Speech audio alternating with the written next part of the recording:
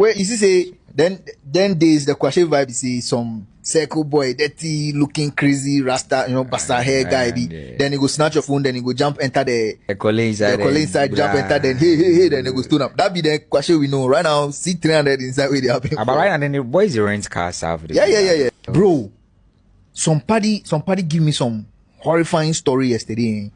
Then she did UPSA area there. She did go church. We some C300 be pull up for him body. Oh, hi lady, how you doing? Can I drop you off like you're heading my direction? See that kind of vibe. Oh, what's your name? Then kind level some. So she feels so if then kind they want 2-stamp level, then she be polite, right? So she stood there and they talk. After they talk, oh, I'm coming from in IJ for the people that are there now. Keep in 14 Pro Max, then pull for your hand, them go.